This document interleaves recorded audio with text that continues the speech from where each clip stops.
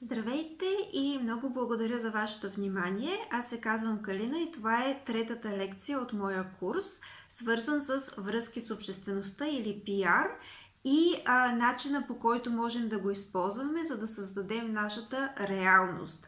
И казвам не просто бизнес, а реалност. В тази лекция ще се говорим за популярността, какво всъщност означава популярност и с какво тя може да ви бъде полезна. И още тук искам да кажа, че моят съвет е да не търсите просто една чиста популярност, а да търсите изграждане на отношения, както и влияние.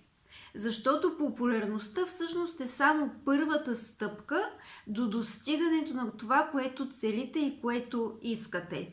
Независимо дали правите бизнес свързан с продукти или услуги, независимо дали работите някъде за компания или сте бизнес собственик, това, което е важно, е да поставите по-голяма и по-висша цел, ако мога така да се изразя, от една популярност.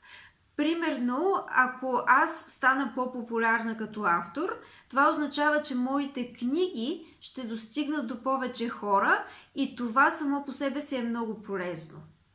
Затова популярността трябва да се гледа по-скоро като инструмент, а не толкова като самоцел.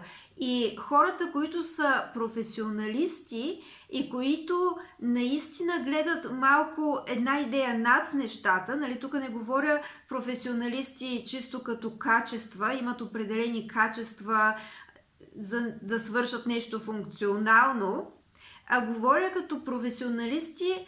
Може би не е и точната дума професионалисти, малко е лимитирана тази дума. По-скоро като създатели, хора, които имат визия, те гледат цялостната картина.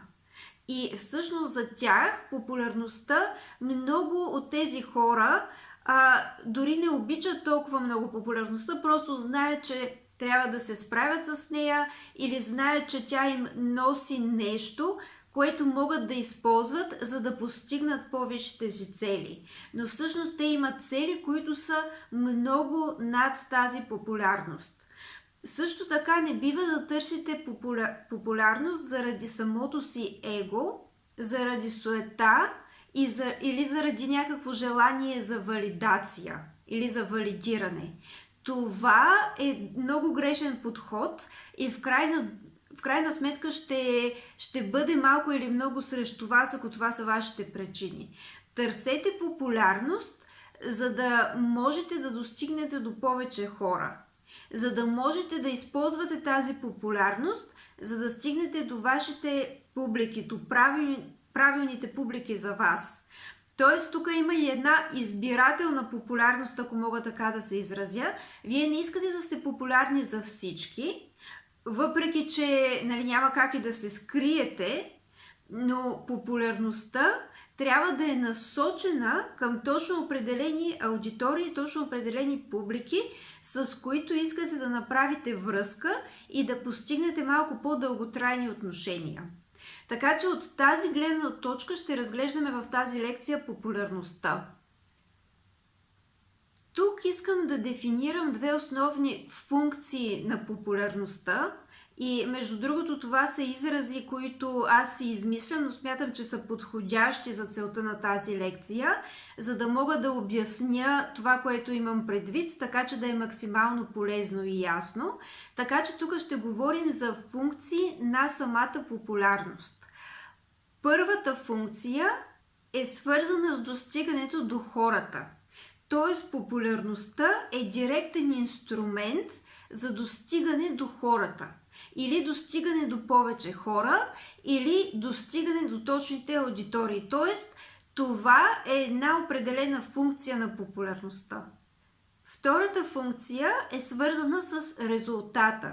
И тук популярността се явява като един вид барометър за добре свършената работа. Тоест, в момента, в който вие сте добър специалист, в момента, в който вие покажете своя талант или своите качества, покажете, че може да се разчита на вас, съвсем естествено от това следва и популярността. Тоест, вие тук не се опитвате да достигнете до хората, просто заради това, че вашата работа и вашата професия и вашето изкуство е нещо, което вие можете да правите добре. Съвсем естествено от това следва, че повече хора ви знаят, повече хора ви търсят и така нататък. Тоест, това е вече друга функция и по друг начин става този тип популярност. Може би, ако сте в един начален етап на бизнеса, ако мога така да синтезирам нещата, в начален етап на бизнеса вие търсите достъп до повече хора и до правилните аудитории, така че вие ще използвате първата функция на популярността. Но във втория етап, когато вече се докажете, когато вече започнете да постигате някакъв успех в този бизнес, там вече идва втората функция на популярността, което е като страничен ефект от това, че добре се справяте с вашата работа или с това, с което сте се захванали. Защото тогава хората съвсем естествено научават за вас и започват повече да ви търсят. И дай Боже всеки му да стигнете до този етап на вашия бизнес. Популярност и достъпност.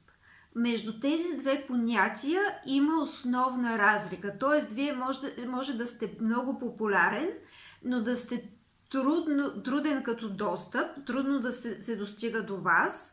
И в някои ситуации това би било много необходимо, защото ако имате един успешен бизнес, е хубаво да популяризирате бизнеса, хубаво е да има лесен достъп до вашия продукт, но не и до вас задължително, защото в този случай вие просто няма да може да имате живот извън този бизнес, няма да можете да имате личен живот. И не само по тази причина, защото когато се стигне до едно определено ниво, се смята, че вие вече се занимавате с задачи, които са на по-високо управленско ниво или на креативно ниво. Вече не се занимавате толкова с директния достъп до краен клиент, да кажем. Така че има страшно много причини за това нещо. Примерно, ако имате бизнес, който се налага да бъде достъпен 24 часа. 24/7 трябва да бъде достъпен. Вие може да имате една телефонна линия или някакъв имейл или чат, на който да отговарят хора постоянно, но тези хора би трябвало също да са наети от вас и да имат свой живот. Тоест, не може един човек да стои 24/7 на една телефонна линия или да отговаря веднага на имейли или чатове. Това просто ще стане в един момент много деконструктивно, така че помислете за разликата между достъпност и популярност. Тоест, вие като лице сте популярен с това, че правите този бизнес и този бранд, който също е популярен и има лесен достъп на клиента до този бизнес, но в същото време вие не сте директно достъпен винаги за всеки. Това е много важно. И също така може да сте много достъпен, веднага да отговаряте, но пък малко популярен, т.е. заради това, че все още никой не ви знае, вие се опитвате едва ли не да угодите на всеки, но това също не е добра идея, защото тогава отивате пред тези хора, които ще искат да ви станат клиенти или ще ви ценят, заради това, че просто ще им угодите. Просто ще им отговорите в 3 през нощта и просто ще свършите всичко, което те искат от вас да свършите. Това не е добра стратегия и това не са точните клиенти и точните публики за вас. Също така е хубаво да помислите от какъв вид е вашия бизнес, защото ако говорим за бизнес, който е свързан с бързо оборотни стоки или по някакъв вид работите с крайния клиент, там е добре да имате платформи, благодарение на които нещата се случват почти веднага. Тоест хубаво е да има много бърз и много лесен достъп до вашия продукт.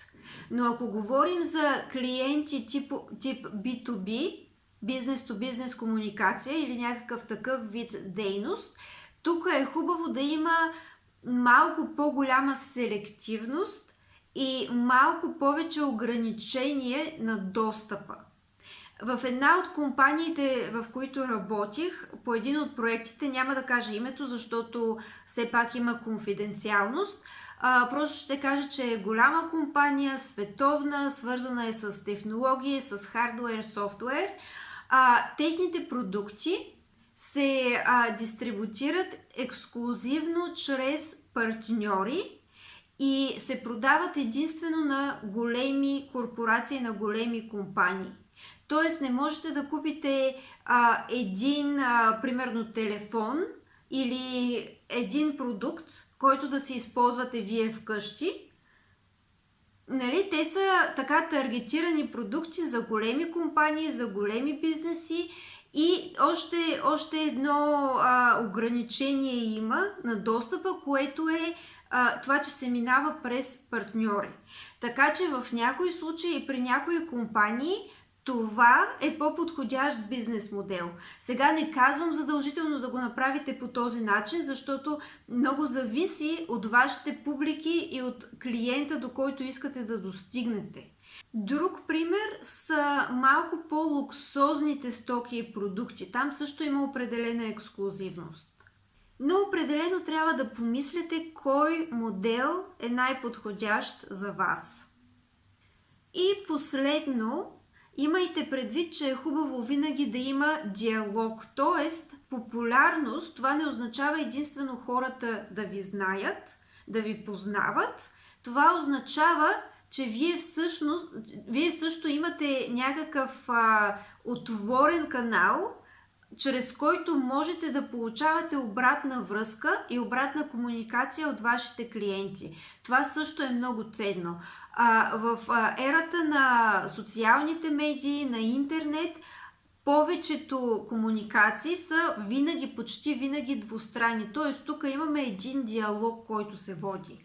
В миналото медиите са били малко или много едностранни, т.е. вие имате една телевизия, тази телевизия има някакви предавания, зрителя стои пред телевизора и гледа, сега има някои предавания, където може да се изпратят писма, някъде да се обадят на телефонна линия, има го и това нещо, но не е толкова директно и толкова бързо, колкото позволява днешния интернет и днешните социални мрежи, така че възползвайте се максимално от този диалог. Вече има, нали, в различни сайтове, в момента в който кликнеш или на Facebook страница, или на сайт, веднага излиза, нали, диалог, в който те питат, мога ли да помогна с нещо, заповядайте, имате ли въпроси и така нататък. Нали, много често това е някакъв изкуствен интелект, но е хубаво да има все пак обратна връзка, която минава през реални хора. Защото когато получите тази обратна връзка, когато получите обратната комуникация, която идва от вашия клиент, вие можете да анализирате това, което ви казват и можете да си направите, да си съберете информация. Има най-елементарни инструменти. Примерно можете да питате или да сложите там да се попълва, примерно да се кликва на някакви опции, да кажете откъде ни намерихте, откъде знаете за нас, примерно от познат, от Фейсбук, от нашия уебсайт, от някакъв друг източник. Можете директно да пращате анкета, за да оценят обслужването, нали, да има и някакъв отворен въпрос, в който да пишат хората реални впечатления. Нали, това са най-елементарните неща. По този начин можете директно да си получавате обратна връзка. Тоест, говорим за популярност, но тази популярност не е само от вас към клиента. Тази популярност, вашата популярност, се използва и за това вие да опознаете по-добре вашия клиент. И с това приключвам третата лекция. Много благодаря отново за вниманието и очаквайте следващата.